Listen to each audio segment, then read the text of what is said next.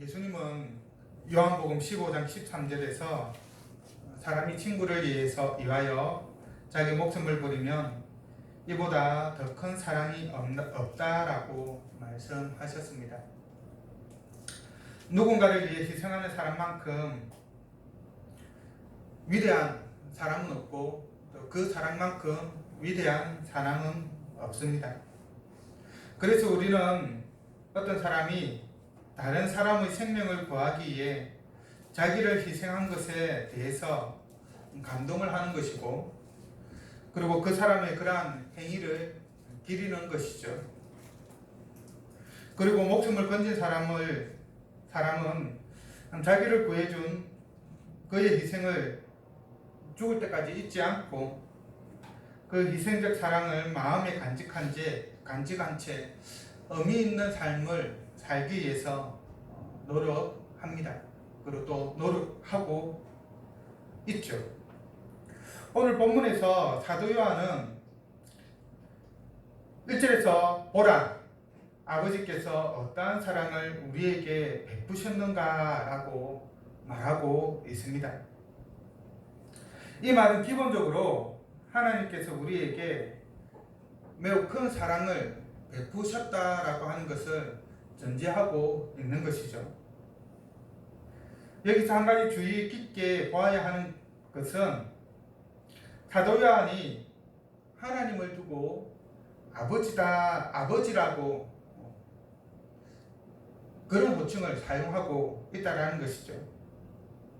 이는 하나님과 우리의 관계를 부모와 자녀의 관계에 비유하고 있다는 것입니다. 일반적으로 자녀는 부모가 자기를 얼마나 사랑하고 있는지 잘 모르는 경우가 대부분입니다. 너무나 큰 사랑을 받으며 살지만은 그 사랑의 크기를 잘 인지하지 못하는 것이죠. 그리고 부모가 사랑한 것은 잘 기억하지 못하지만 부모가 자신을 미워한 것에 대해서는 매우 잘 기억합니다. 그래서 자녀들은 간혹 부모에게 원망하듯이 엄마 또는 아빠가 나한테 해준 게 뭐가 있느냐라고 불만을 쏟아놓는 경우도 혹 있죠. 하나님과 우리의 관계도 그렇지 않을까 하는 생각을 해봅니다.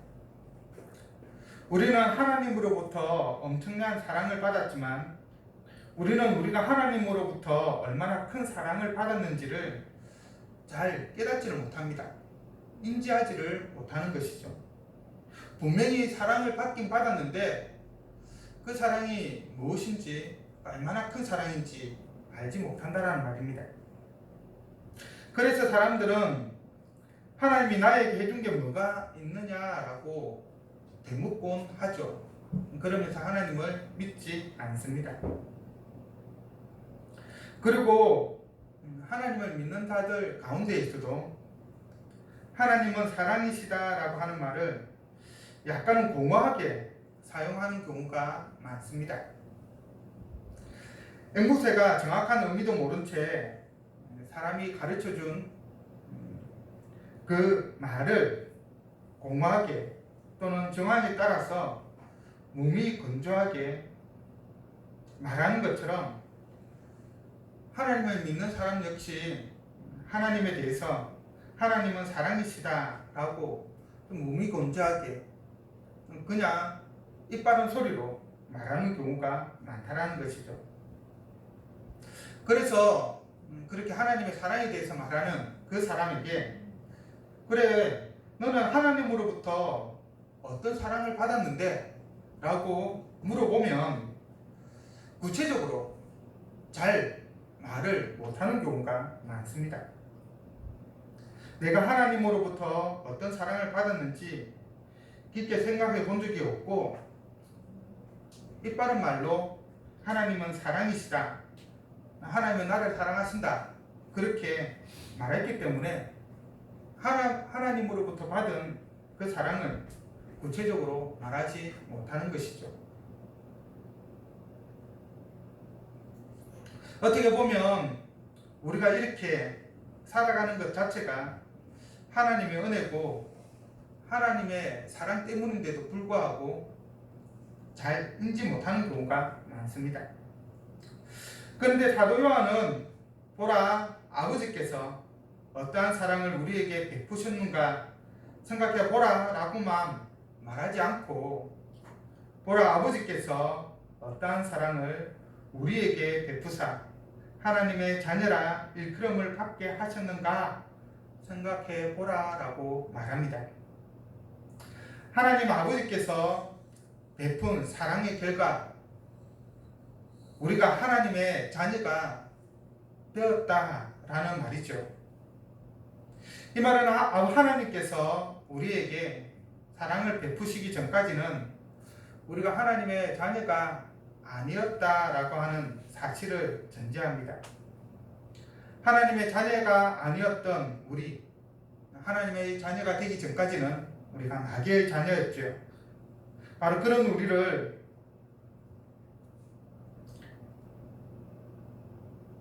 그래서 하나님을 아버지라 부를 수 없었던 우리를 하나님께서는 특별히 사랑하셔서 우리에게 특별한 사랑을 베푸셔서 우리를 하나님의 자녀로 삼아주시고 하나님을 아버지라 부를 수 있도록 해 주셨습니다. 우리를 하나님의 자녀로 삼아주시고 하나님을 아버지라 부르게 해주신 그 하나님의 사랑은 구체적으로 무엇일까요? 그것은 우리를 위해 하나님 아버지께서 그의 독생자 예수 그리스도를 이 땅에 보내주신 것입니다.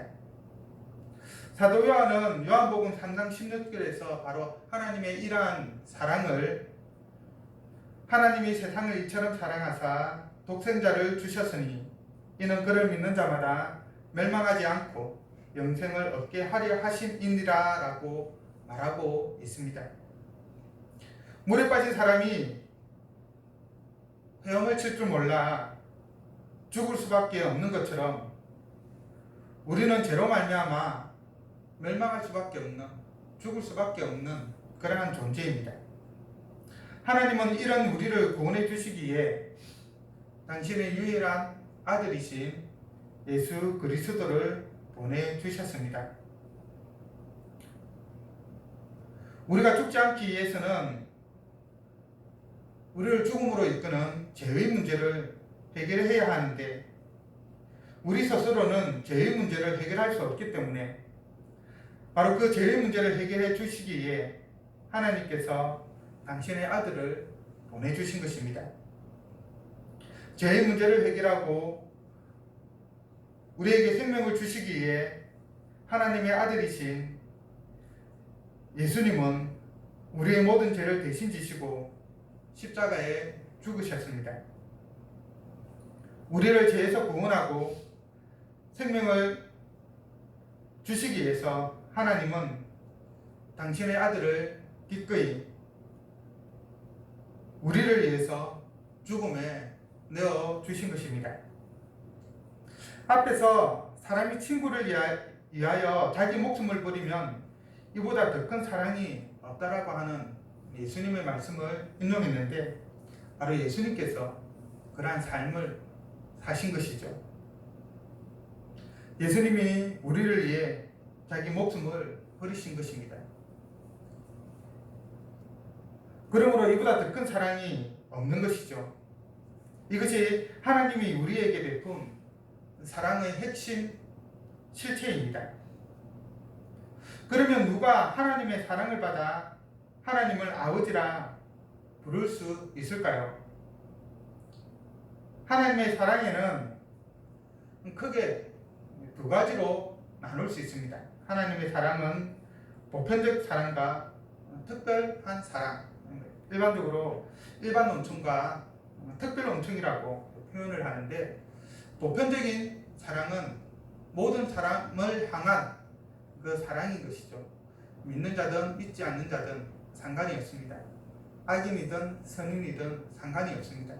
모든 자에게 동일하게 주어지는 사랑이고 특별한 사랑, 특별 은총은 하나님께서 당신의 자녀에게 받은 자에게만 주는 사랑이고 은총인 것이죠.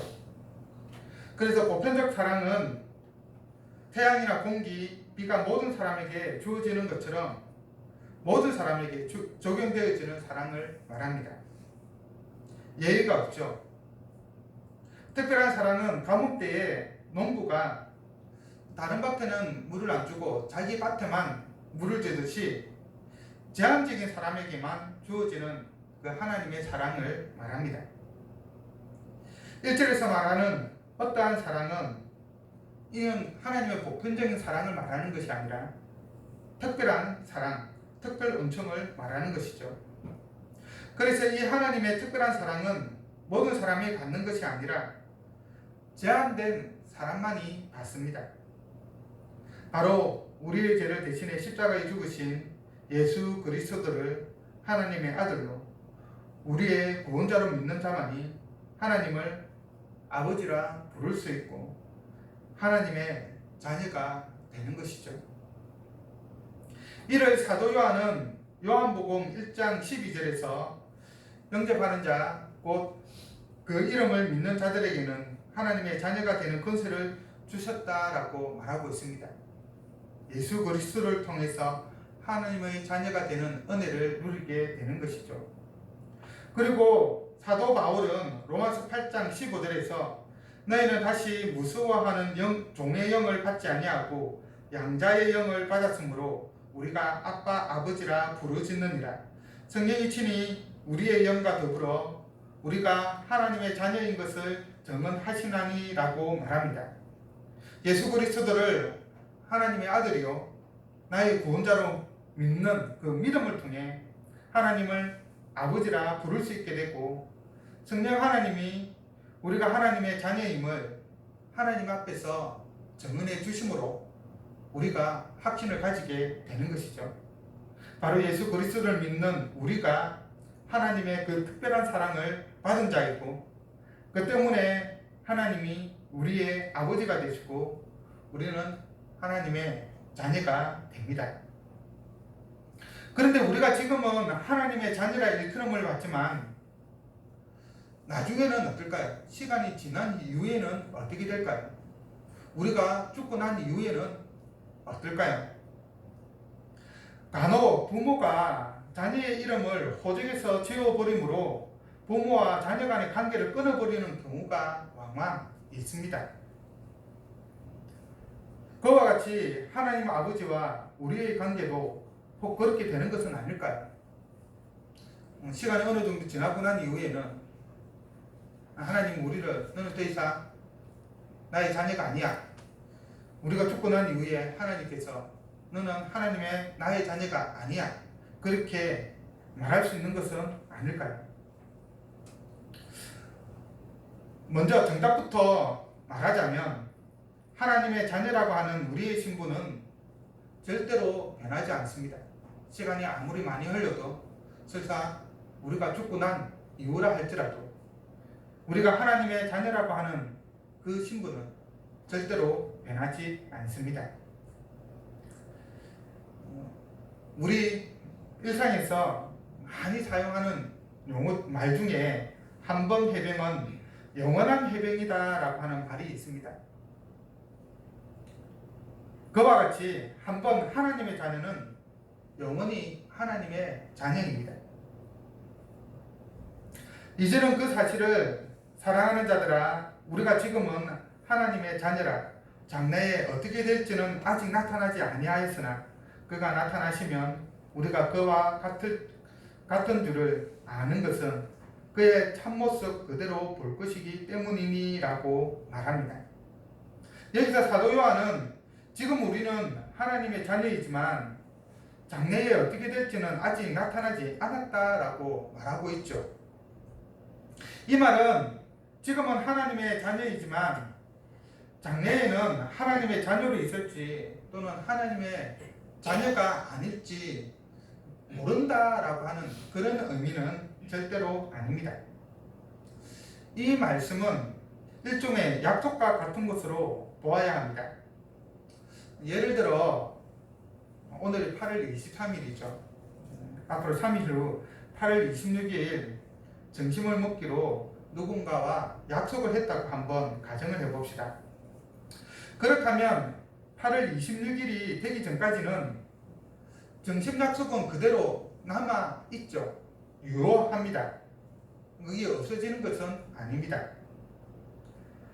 8월 26일이 점심 약속인데 8월 25일에 그 약속을 이행할 수는 없는 것이죠. 8월 26일이 되어야 점심 약속이 이행이 되는 것입니다. 이와 같이 지금 우리는 하나님의 자녀이지만 언제나 하나님의 자녀의 모습을 보이고 있지 못합니다. 왜냐하면 아직 완전한 하나님의 자녀의 모습이 우리 가운데 나타나지 않았기 때문입니다. 우리가 완전한 하나님의 자녀로 완성되는 때는 예수 그리스도께서 다시 나타나실 때, 곧 재림하실 때입니다. 사도 요한은 그가 나타나시면 우리가 그와 같을 줄을 안다라고 말합니다. 여기서 우리가 그와 같을 것이다 라고 하는 이 말은 예수님이 하나님의 아들인 것처럼 우리도 하나님의 자녀일 것이라 라는 말입니다. 또한 예수님이 영화로운 것처럼 우리도 영화로울 것이고, 예수님이 죄가 없는 상태에 계신 것처럼 우리도 죄가 없는 상태가 될 것이다 라는 말입니다. 예수님이 부활체를 입고 있는 것처럼 우리도 부활체를 입고 있을 것이라고 하는 말입니다. 이를 사도 요한은 빌립보서 3장 21절에서 그 마지막 때에 우리의 변화되는 모습과 관련해서 이렇게 말하고 있죠. 그는 만물을 자기에게 복종하게 하실 수 있는 자의 역사로 우리의 낮은 몸을 자기 영광의 몸의 형체와 같이 변하게 하시리라. 우리가 예수 그리스도의 그런 모습과 같이 변화된다라는 것입니다. 그리고 안다라고 하는 것은 확신을 표현한 말입니다. 곧 지금 하나님의 자녀인 우리는 예수님이 하나님의 아들인 것처럼 장래에도 하나님의 자녀로 있을 것이다 라고 하는 말인 것이죠. 하나님의 자녀라고 하는 그 신분이 변하지 않는 것입니다. 예수님이 하나님의 아들로 영원히 존재하는 것처럼 우리도 한번 하나님의 자녀가 되었다고 한다면 그 마지막 때에도 하나님의 자녀로서 있다라고 하는 말인 것이죠.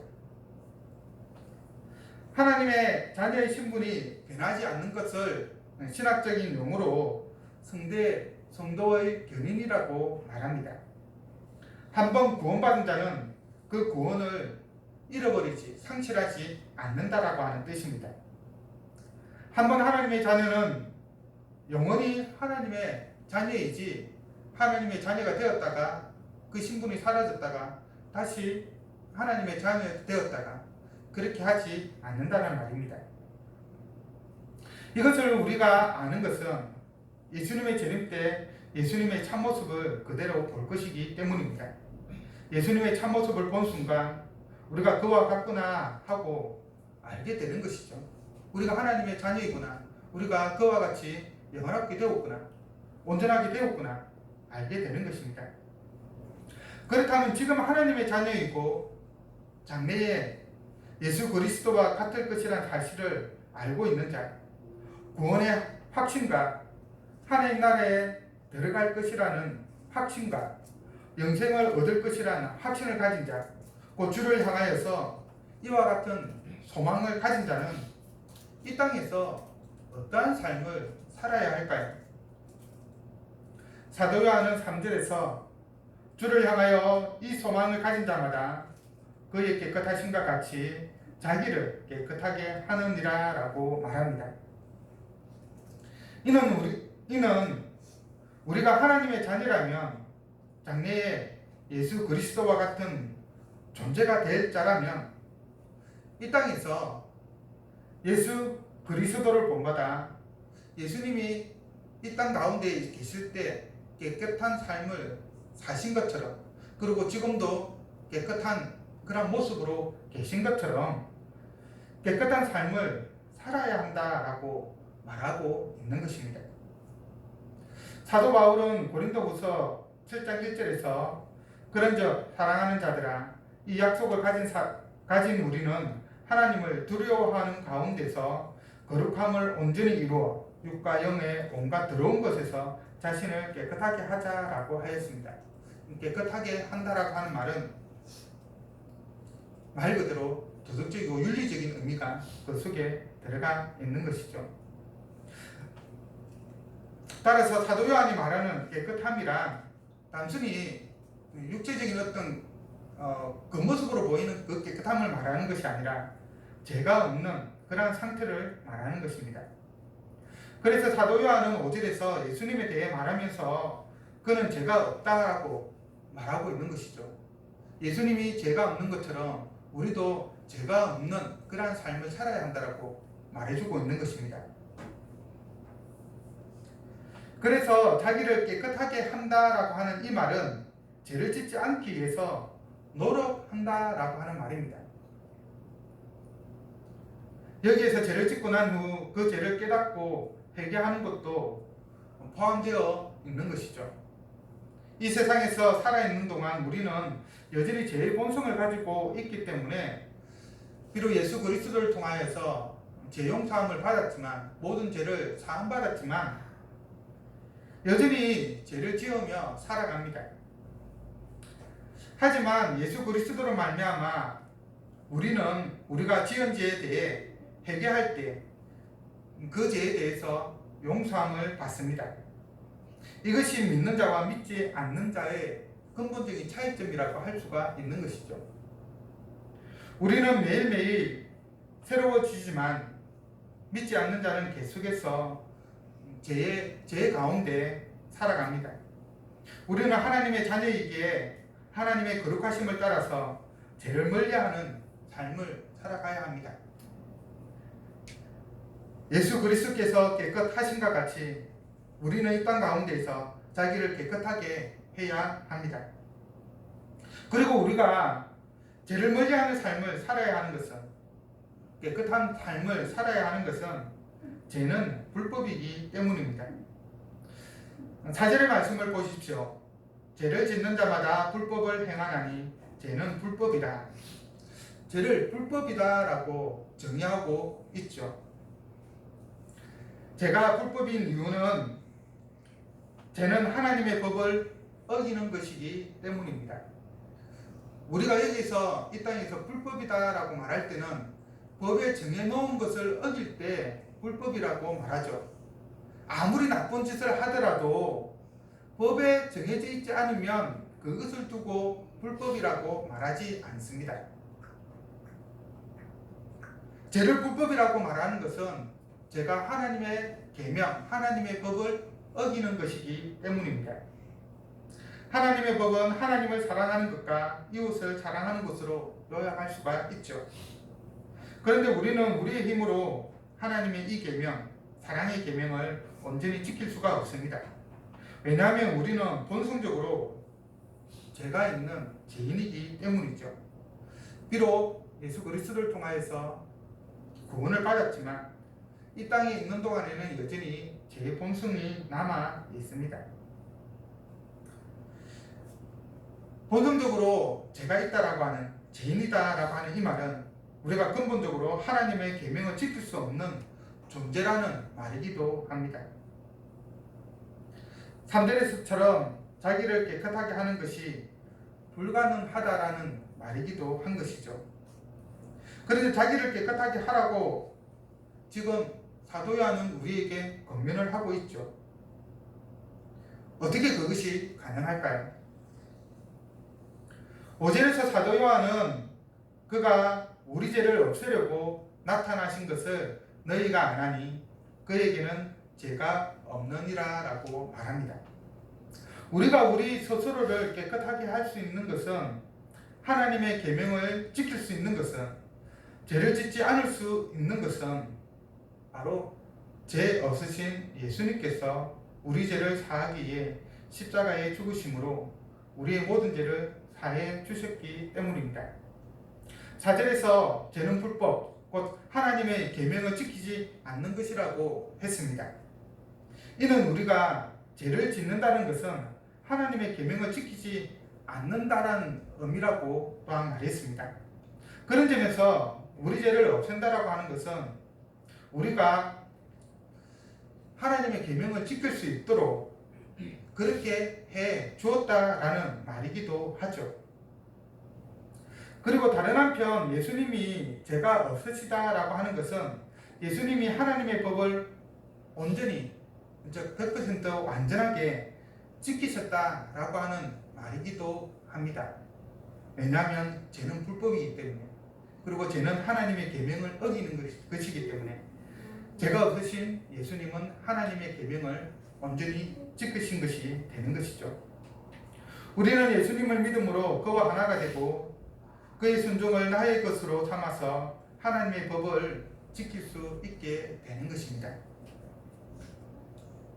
그래서 사도 요한은 6절에서 그 안에 거하는 자마다 범죄하지 아니하나니라고 말하는 것입니다. 죄 없으신 예수 그리스도, 하나님의 법을 온전히 순종하신 예수 그리스도 안에 거하는 자는 그와 연합하고 하나 된 자이죠. 그리고 예수 그리스도 힘입어 죄를 짓지 않고 하나님의 법을 순종할 수 있게 되는 것입니다. 하지만 범죄하는 자는 그리스도 안에 거하는 자가 아닙니다. 죄를 짓는다는 것은 하나님의 법을 지키지 않는다는 말이죠. 그리고 그리스도 안에 거하지 않는다라고 하는 것은 그를 믿지 않는 것이고 하나님의 자녀가 아니며 어떤 소망도 없는 자라는 말이기도 합니다. 그러므로 죄를 범하는 자는 근본적으로 그리스도와 아무런 관계가 없는 자이죠. 그리스도를 알지도 못하고 그리스도는 또한 그를 알지도 못합니다. 왜냐하면 하나님의 자녀는 장래의 예수 그리스도와 같을 줄을 알기 때문에 이 땅에서 범죄하지 않고 깨끗하게, 거룩하게, 선하게, 어렵게 살아가려고 노력하는 자이기 때문입니다. 범죄한다라고 하는 것은 여기서 이 범죄라고 하는 말을 좀 잘 이해하기를 바랍니다. 그냥 무조건 죄를 짓는다라고 하는 단순히 그런 의미만을 뜻하는 것은 아닙니다. 범죄한다라고 하는 것은 고의적으로 죄를 짓고 습관적으로 죄를 지으며 하나님을 반역하여서 행하는, 하나님의 뜻을 벗어나서 행하는 것을 말합니다. 그래서 범죄하는 자는 하나님의 자녀가 아니게 되는 것이죠. 단순히 우리가 이 땅에서 어떤 죄를 짓는다고 해서 하나님의 자녀가 아니게 된다라는 그런 말이 아니라는 것입니다. 말씀을 맺겠습니다. 하나님의 자녀는 예수 그리스도와 하나 된 자로 장래에 그와 같을 줄 아는 소망 안에서 예수 그리스도를 본받아 자기를 깨끗하게 하는 자이고 하나님의 계명을 지켜 불법을 행하지 않는 자입니다. 쉽게 말해서 이 땅에서 살아가는 동안에 도덕적이고 윤리적인 모습을 보이는 자입니다. 그런 점에서 지금 우리 대한민국 안에서 일어나고 있는 일들을 보면 스스로 하나님의 자녀라고 말하지만 하나님의 자녀가 아닌 자들로 판명되는 그런 사람들이 참으로 많죠. 우리는 그렇지 않기를 바랍니다. 거룩한 하나님의 자녀로 하나님이 우리에게 베푼 사랑을 알고 하늘의 소망을 가진 자로 자기를 깨끗하게 하며 하나님의 계명을 지킴으로 범죄하지 않는 자가 되기를 바랍니다. 거룩하고 윤리적이며 도덕적인 삶의 모습을 보임으로써 하나님의 자녀임을 스스로 증명하는 또 그렇게 살아가는 우리 모두가 되기를 간절히 바랍니다. 기도하겠습니다. 오늘도 살아계셔 역사하시는 여호와 하나님 아버지,